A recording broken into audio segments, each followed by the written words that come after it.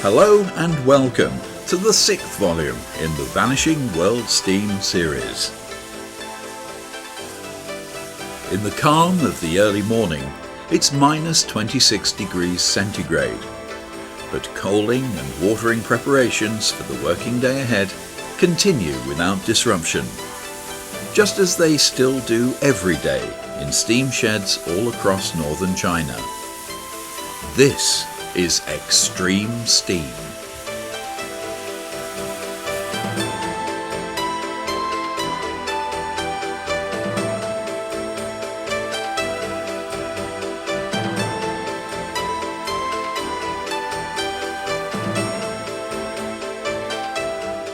There's nothing on Earth quite like a genuine working steam shed.